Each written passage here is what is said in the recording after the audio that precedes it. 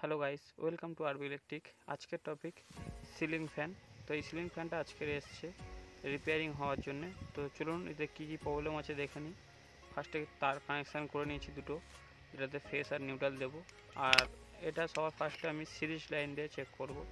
তো অনেকেই জানো সিরিজ লাইনটা কী জিনিস বা কীভাবে সিরিজ লাইন তৈরি করতে হয়। যদি তোমাদের কারো জানার ইচ্ছা থাকে কমেন্টে অবশ্যই জানাবেন, আমি অবশ্যই দেখিয়ে দেবো সিরিজ লাইন কীভাবে হয়। তো দেখতে পাচ্ছেন সিরিজের বাল্ব জ্বলছে কিন্তু পাখা ঘুরছে না। সিরিজে দিলেও পাখা ঘোরে, তো পাখা ঘুরছে না। দেখুন আমি স্ক্রু ড্রাইভার দিয়ে ঘোরানোর চেষ্টা করছি কিন্তু পাখা ঘুরছে না। পাখাটা ভিতর থেকে হামিংয়ের একটা আওয়াজ আসছে। তো সবার ফার্স্টে আমি কন্ডেন্সারটাকে খুলে নিয়েছি। কন্ডেন্সারটা খুলে নিয়ে দেখুন এখানে আমার সিরিজ লাইন আছে। সিরিজ লাইনটা ঠেকালে এখানে যে আমার 100 ওয়াটের বাল্ব লাগানো আছে সেই বাল্বটা জ্বলছে। তো আমি আগে কয়েলটাকে চেক করে নেবো। লালটা হচ্ছে মেন ফেস, মানে মেন কমন, ওটা কমন বা মেন ওটা বলতে পারো, যেটাতে ফার্স্ট ওটা আছে, তারটা আছে।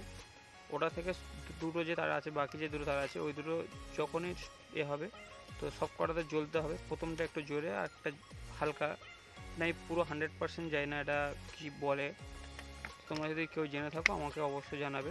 তো ফার্স্টে আমি কন্ডেন্সারটা চেক করে দেখবো, যে কয়েলটা লাস্টে খুলবো। এখানে একটা কন্ডেন্সার নিয়েছি যেটা 2.5 MFD 440 ভোল্ট। যখন কন্ডেন্সারটা আগে ফিটিং করে নিই, ফিটিং করে দেখি কয়েলটা ঠিক আছে কিনা। অনেক সময় কয়েল ভিতর থেকে শর্ট হলে অনেক সময় কন্ডেন্সার লাগালেও ঘুরবে না, বা যদিও বা ঘোরে যেভাবে যে মানে আমাদের সোজা ঘোরা উল্টো ঘোরা হয়। সোজা ঘুরলে তাহলে ঠিক আছে, যদি উল্টো ঘোরে তো গেছে। অনেক সময় সোজা ঘুরলেও স্পিড হয় না, যখন ব্লেড লাগানো হবে তখন স্পিড হবে না পাখার। তো অনেক কিছু প্রবলেম থাকে এটাতে। যেমন আগে দেখে নিই পাখাটা কন্ডেন্সারটা লাগানো হয়ে গেছে। এবার আমি লাইন দিয়ে দেখি।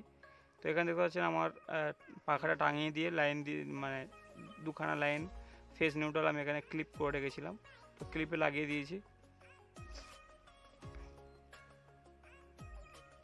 তো দেখুন এটা উল্টো ঘুরছে। ফার্স্ট এখানে উল্টো ঘুরছে কয়েলটা, কন্ডেন্সারটা নতুন লাগানোর পরে উল্টো ঘুরছে পাখার কয়েল। তো এটা উল্টো, এটাতে পাখার হাওয়া উপরের দিকে উঠবে, নিচের দিকে লাভবে না। এবারে তারের যে কানেকশানটা আছে এটা আমি ঘুরিয়ে দেখবো, যেহেতু লালটা সবসময় দেওয়া থাকবে, লালটাতে ফেস দেওয়া থাকবে।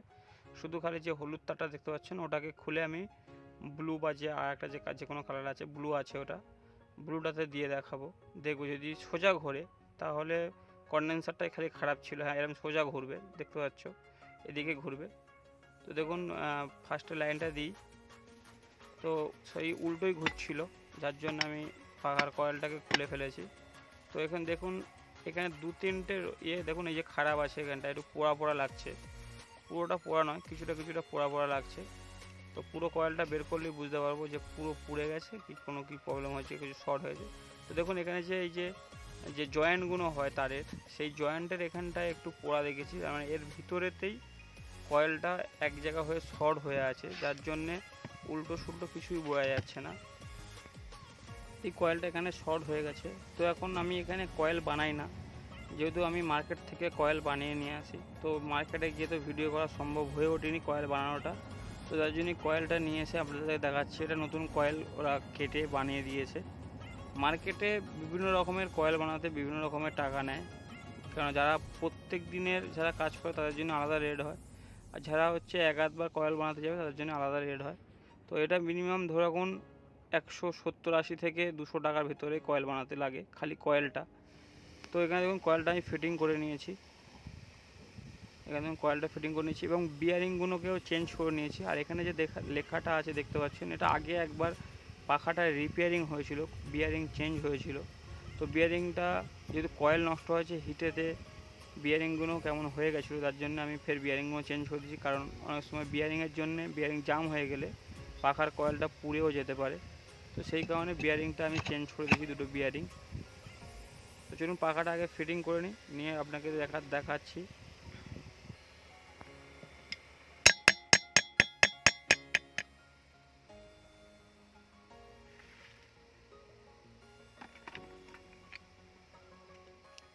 তো ভিডিওটা ভালো লাগলে অবশ্যই লাইক, শেয়ার অ্যান্ড সাবস্ক্রাইব করবেন, পাশে থাকবেন নতুন নতুন ভিডিও দেখার জন্যে। তো অলমোস্ট পাখাটা ফিটিং করে নিয়েছি, দেখতে পাচ্ছেন ইজিভাবে খুবই সুন্দরভাবে ঘুরছে। তো এর ভেতরে 3টে তার আছে। এই 3টে তারের ভেতরে লালটা হচ্ছে সবসময় যে লালটাতে কারেন্ট দেওয়া হয়, মানে ফেজ দেওয়া হয়। আর যে দুটো তার আছে দুটোতে কন্ডেন্সার হবে। কন্ডেন্সার দেওয়ার পরে যে কোনো একটা তারেতে নিউট্রালটা দেওয়া হবে। সেটা এবারে দেখে নিতে হবে উল্টো সুল্টো ঘুরছে কোনটাতে। যেটা সোজা ঘুরবে সেটাতে নিউট্রাল দেওয়া থাকবে, আর যেটা সোজা মানে উল্টো ঘুরবে সেটাতে টেপ করে ভিতরে দিয়ে দিতে হবে।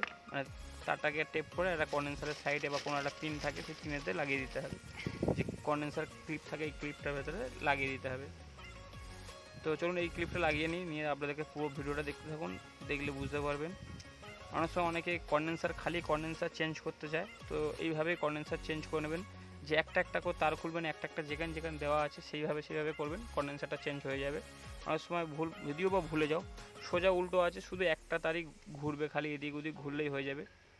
লালটা সবসময় কারেন্টে দেওয়া থাকবে, মানে ফেসে দেওয়া থাকবে, যেটা সুইচ মারলে যে ফেসটা জ্বলে সেটাতে সবসময় দেওয়া থাকবে। শুধু খালি দুটো হলুদ থাকে, অনেক সময় দুটো নীল থাকে, অনেক সময় একটা হলুদ একটা নীল থাকে, বিভিন্ন কালার থাকে। তো ওই দুটো তারেই খালি ঘুরবে, আর কোনো কিছু না। লালটা কমন থাকে সবসময়। তো দেখুন এখানে আমি পাখাটা ফিটিং করে নিয়েছি। তো এবার দেখুন লাইনটা দিয়ে টেস্ট করে নিই। দেখুন এখানে যেটা আমি একটা তার এখানে ওই এর ভিতরে দিয়ে দিয়েছি, যে কন্ডেন্সার ক্লিপ হয় ক্লিপের ভিতরে দিয়ে দিয়েছি। দিয়ে এখানে আমার সিরিজ লাইন দেওয়া আছে। সিরিজ লাইনটাতে আমি যে 2 পিন প্লাগটা আছে ওটা দিয়ে দেখবো সোজা ঘুরছে কি উল্টো ঘুরছে। তো দেখুন আমার পাখা সোজাই ঘুরছে, ডান দিক থেকে বাঁ দিকে যাচ্ছে পাখা, ডান দিক থেকে বাঁ দিক হলেই সোজা ঘুরছে ওটা। দেখুন আমার পাখা সোজা ঘুরছে।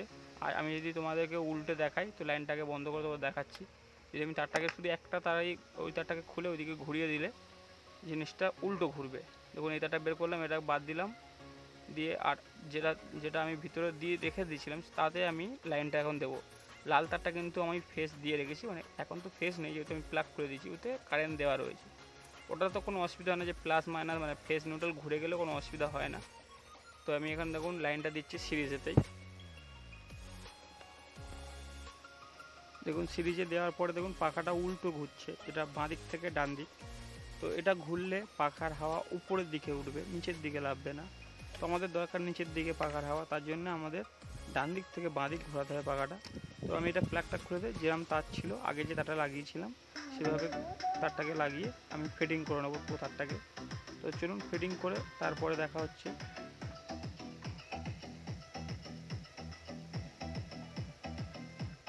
তো অলমোস্ট পাখা পুরো ফিটিং হয়ে গেছে তারটা। দেখুন এখানে খুব সুন্দরভাবে তারটাকে ফিটিং করে যে কন্ডেন্সারের তারগুলোকে এদিক ওদিক যেটা ছড়িয়ে ছিল, অনেক সময় কেউ নিচে ঘষা খেয়ে তারগুলো কেটে যায়, পাখা বডি হয়ে যায়। তো আমি এখানে সুন্দর করে টাইবের বেঁধে আমি খুব সুন্দরভাবে করে দিয়েছি। তোমরাও চাইলে এইভাবে কাজ করতে পারো পরিষ্কার পরিচ্ছন্নতাভাবে, তাতে কাস্টমারও খুশি হবে।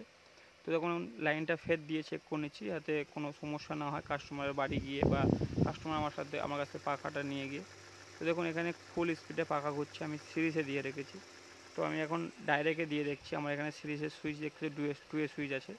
তো যারা 2 এ সুইচের সিরিজটা যারা বোঝো না তারা কমেন্টে অবশ্যই জানিও, আমি এর জন্য আলাদা একটা ভিডিও বানিয়ে দেবো। আর সবাইকে বলছি যারা কারেন্টে কাজ করো বা বাড়িতে কারেন্ট আছে, এখন একটু সাবধানে, বর্ষাকালের সময় এমনি লিকেজ লাইনে কারেন্ট মারে, তো সেইভাবে সাবধানে সবাই থেকো। ভিডিওটা ভালো লাগলে অবশ্যই লাইক শেয়ার অ্যান্ড সাবস্ক্রাইব করবেন। ভালো থাকবেন, সুস্থ থাকবেন, দেখা হচ্ছে অন্য কোনো ভিডিও নিয়ে। Thank you for watching.